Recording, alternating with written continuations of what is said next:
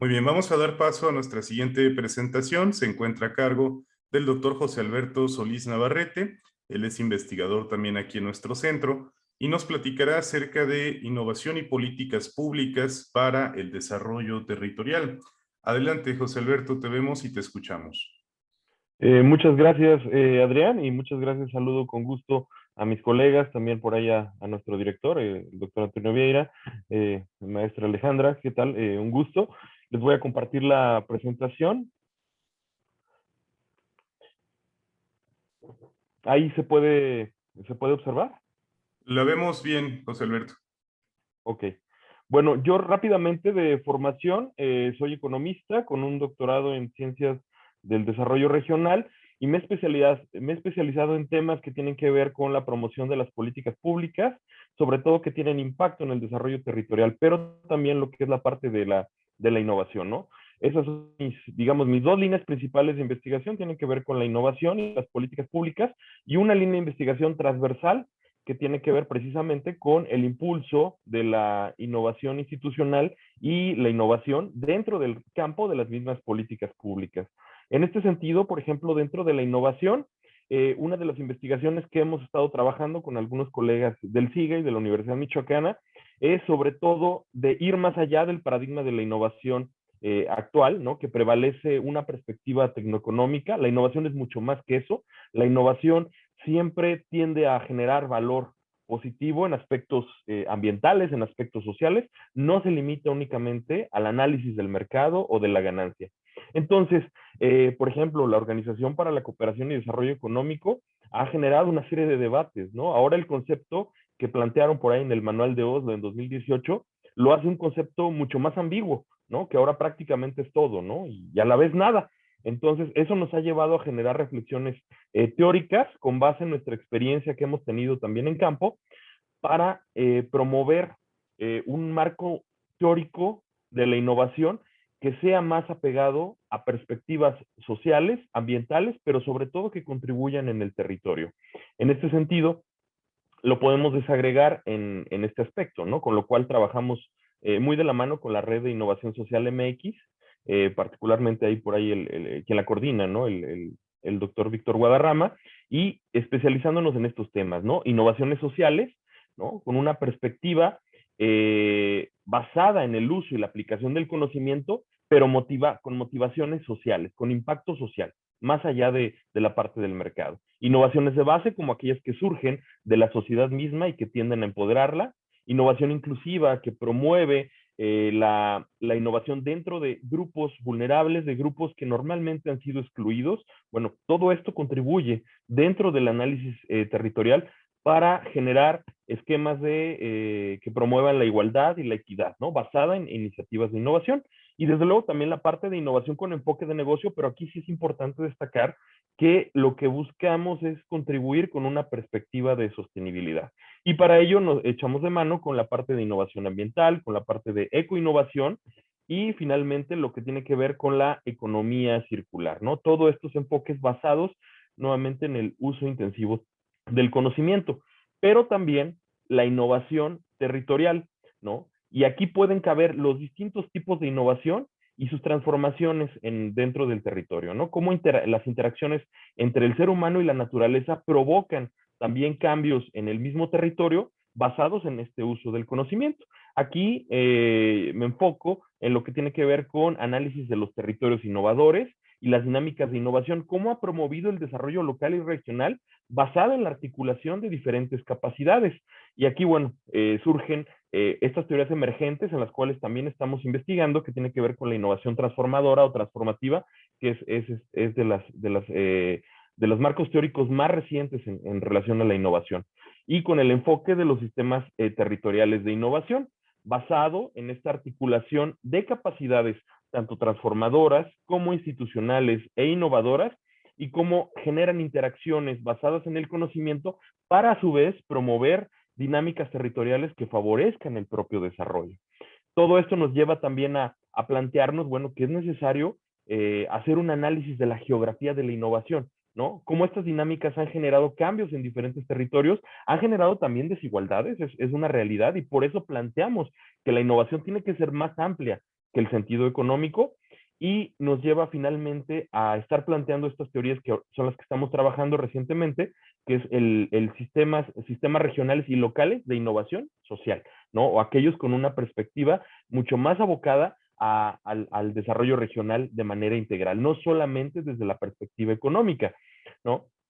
Y algunos de los materiales, métodos y perspectivas que estamos utilizando: cuádruple, quíntuple hélice, también la parte de la dinamización de los sistemas de innovación, generar también modelos de innovación, propuestas de valor, no solamente lo que es el Canvas, sino también el Social Innovation Canvas, ¿no? Que es el lienzo basado en detectar cuál es la propuesta de valor de cualquier tipo de organización, institución, grupo de personas, precisamente para poder basarnos en una propuesta, una estrategia innovadora. Esquemas de vigilancia y transferencia de tecnología, ¿no? Basada en búsquedas del estado del arte, sobre el conocimiento, sobre artículos científicos, para saber que efectivamente lo que estemos haciendo pues no se haya hecho ya en alguna otra parte, ¿no? Y que encontremos el nicho con lo cual, bueno, podemos nosotros promover estos desarrollos. Pero también esquemas asociados con la transferencia de tecnología, el desarrollo, por ejemplo, de paquetes tecnológicos, ¿no? Y esto va muy de la mano con la gestión y la perspectiva de la innovación. Ahí entra, por ejemplo, el análisis de megatendencias, ¿no? Que es básicamente cómo ha cambiado la sociedad, cómo ha cambiado el territorio a partir de 10 años, ¿no? Y esto nos genera, bueno, pues, cuáles son las líneas que se van a desarrollar a futuro en términos de la innovación. Y bueno, también la parte de los estudios de casos son básicos, ¿no? Dentro de este análisis.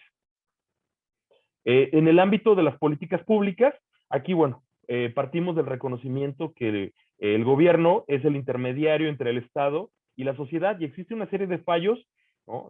Tanto de mercado como del propio Estado, que requieren mecanismos de intervención. Para ello, requerimos analizar los distintos tipos de instituciones y el cambio institucional, ¿no? Y detectar cuáles son esos fallos y qué mecanismos e instrumentos podemos implementar. Todo esto buscando que las políticas públicas contribuyan, sobre todo, no en un ámbito sectorial, no en un ámbito muy particular, sino vayan abocadas a tener una mayor incidencia en el territorio, con incentivos que generen y distribuyen este valor público, ¿no? Para favorecer el desarrollo territorial. ¿Qué estamos investigando aquí o cuáles son las líneas de investigación en las que yo me aboco dentro de la parte de políticas públicas? Bueno, todos los tipos y alcances de la política pública, sea de orden, distributivas, redistributivas, pero también hacer de manera puntual el análisis de estas instituciones. Sobre todo, ¿a qué se refiere esto? Ver los mecanismos de certidumbre que pueden tener en un territorio para que la sociedad coopere. Y bueno, ahí entra, por ejemplo, la parte de capital social, ¿no? Que por ahí tenemos una colega que es experta en ese tema ahí en el SIGA, la doctora Yadira.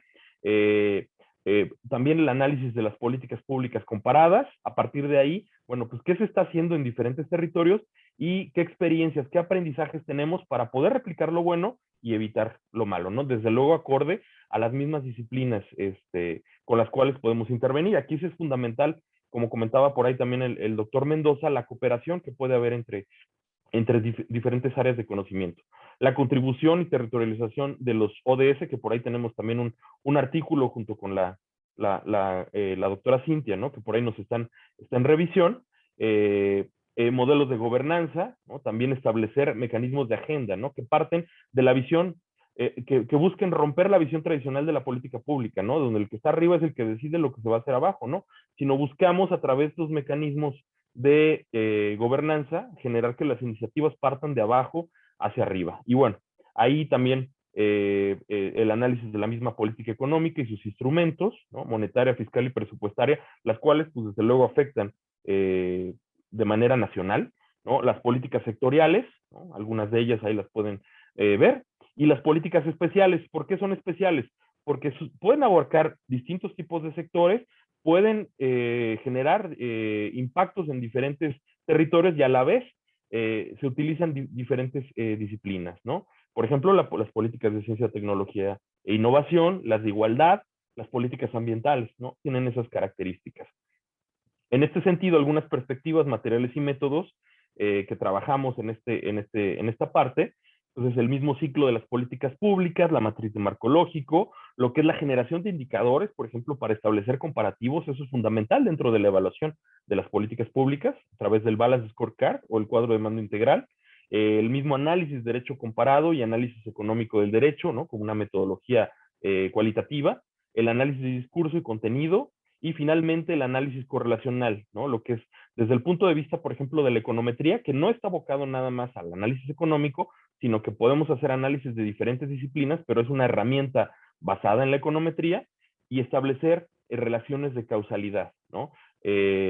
Haciendo diferentes pruebas, porque no nada más se trata de manejar un software que establezca correlaciones, hay que hacer las pruebas para ver que efectivamente sean variables que puedan relacionarse, que puedan determinar la una a la otra, ¿no? Entonces, esto es fundamental para cuando hacemos análisis correlacionales y es algo que también en lo que yo les puedo apoyar, ¿no? Y bueno, la parte transversal, que desde luego tiene que ver con mecanismos de innovación institucional, ¿no? Y ahí, ¿qué tipos de innovación? Bueno, innovación en el mismo gobierno, en su estructura, en las organizaciones, en la parte administrativa, pero también innovación en las políticas públicas, ¿no? Investigaciones que busquen sobre todo mejorar las relaciones entre ciudadanía y gobierno para favorecer procesos de desarrollo. Y ahí, por ejemplo, tenemos muchos casos, ¿no? Todos los observatorios, ¿no? Ciudadanos que busquen monitorear acciones del gobierno y sus impactos en el territorio, bueno, tienen que ver con eso precisamente. Los mismos marcos institucionales que existen o que deben existir para generar innovaciones y a su vez favorecer el desarrollo. El diseño, la implementación y evaluación de diferentes políticas como parte de su ciclo, pero abocadas a lo que es la innovación, a la ciencia y la tecnología e innovación, ¿no? ¿Cuál es el papel que debe asumir, ¿no? La CTI en el desarrollo, ¿no? ¿Y qué tiene que hacer el gobierno? No solamente tener el organismo, tener la legislación, ¿no? ¿Qué instrumentos deben favorecer la articulación entre quienes intervienen en las propias políticas de CTI? Y finalmente, una investigación que también estamos trabajando con ahorita unos estudiantes de uno de los posgrados de la UNAM, tiene que ver con el tema de indicaciones geográficas, particularmente las denominaciones de origen. Si bien son buenas en un sentido económico, también hay que reconocer que han generado exclusión, ¿no? Muchos de los productores artesanales, por ejemplo, del tequila, del mezcal, ahora que se decretó la denominación y está la norma oficial mexicana, bueno, pues muchos productores artesanales han quedado rezagados, ¿no? Porque no están reconocidos por esta normatividad. Entonces, esto genera también conflictos en el territorio y es importante que desde la perspectiva geográfica, ¿no? Desde la parte legal y la parte económica, podamos plantear resolución a este tipo de problemas, ¿no? Y generar algunos mecanismos de gobernanza. Y bueno, por ahí de mi parte sería todo. Muchas gracias. Muchas gracias, doctor José Alberto Solís, por compartirnos esta presentación. Y en lo que esperamos las preguntas y comentarios para el doctor Solís, yo quisiera preguntarle cuál es el tipo de alumnos que esperaría para poder acompañar en procesos de investigación dentro del posgrado de geografía. Estoy preguntándome por los perfiles o por los intereses de investigación que pudieran tener, ¿no? Hemos visto ya en estas tres presentaciones una prueba evidente de la interdisciplina y de la transdisciplina que existe en un centro de investigación como es el SIGA y como son los centros de investigación de la Universidad Nacional, pero justamente eso también abre la puerta y la posibilidad a que estudiantes y egresados de múltiples áreas de conocimiento pudieran en un momento dado acercarse a estos intereses con perspectiva geográfica, espacial, territorial, temporal.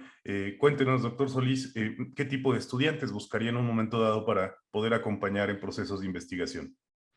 Sí, bueno, en este caso normalmente son de ciencias sociales, de economía, sociología, geografía, por ejemplo, que se han especializado en temas de geografía humana, de la UNAM, por ejemplo, estudios sociales y gestión local, de geohistoria, de la misma historia, administración, quienes hayan hecho posgrados en políticas públicas o en desarrollo, pero también no está limitado, he dirigido por ahí y participado en comités que tienen que ver con áreas de materiales, de ingenierías, sobre todo en el ámbito de la innovación, y ahí tratamos de vincularlos, ¿no?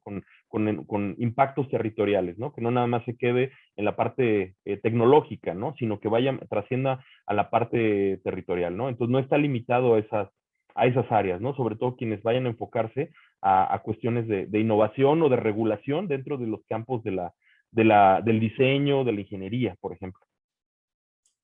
Y en el mismo sentido, doctor Solís, este paradigma de la innovación que nos ha presentado y que pareciera ya estar en las fases de una revolución o de una reconceptualización, ¿cómo puede vincularse al ámbito de los estudios geográficos? Nos lo ha explicado suficientemente, pero en concreto, ¿cómo puede realizarse este puente, esta comunicación entre áreas que aparentemente son tan lejanas o distantes, ¿no?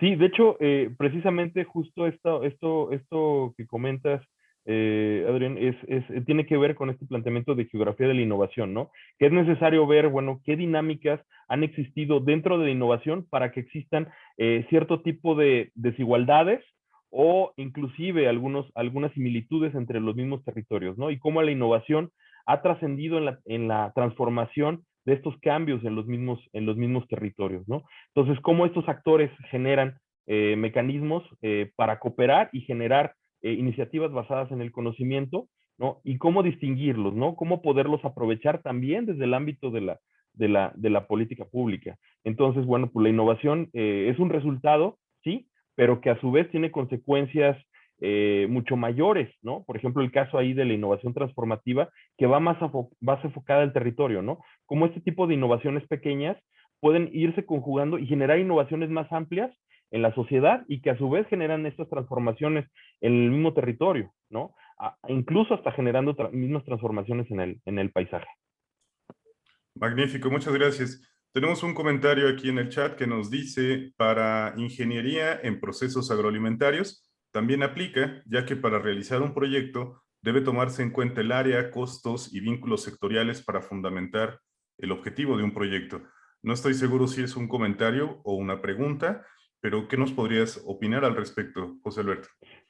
Sí, bueno, antes yo de tener el gusto de estar ahí colaborando en el SIGA como investigador, justamente trabajé un proyecto cátedra CONACYT que tiene que ver con cadenas agroalimentarias. Y bueno, la incidencia precisamente en el territorio es fundamental, ¿no? Precisamente generar estos procesos que no solamente se aboquen en cuestiones de alimentos y la misma cadena de valor del sector agroalimentario, sino que existen eslabones donde participan distintos sectores y a su vez buscar estos vínculos, ¿no? Donde no se generen únicamente beneficios para los eslabones finales de la cadena de valor, sino que existan beneficios colectivos, ¿no? Desde las cadenas iniciales. Y es algo que dentro de la misma política pública en México se ha descuidado mucho, ¿no? Y ha generado, ¿no? Estos intermediarios, estos tomadores de rentas, ¿no? Que prácticamente no generan valor, ¿no? Únicamente distribuyen, pero no están generando valor. Entonces, ¿cómo incidir en que estos sectores tengan una mayor participación y a su vez, ¿no? Poderlos integrar también en dinámicas territoriales. Entonces, creo que, bueno, si es pregunta, no sé si por ahí pueda ir, pero el comentario, y si es comentario, creo que sí da mucho de esta razón, ¿no? De la parte de los costos y vínculos sectoriales que tienen que ir, pues de la mano con lo territorial. Muchas gracias, doctor José Alberto Solís. Sí, justo nos comenta nuestro usuario, dice gracias por la respuesta, eso es lo que quería definir. Excelente, gracias. Le agradecemos su participación, doctor Solís. Vamos a dar paso a nuestra siguiente presentación de acuerdo a nuestro programa del día de hoy.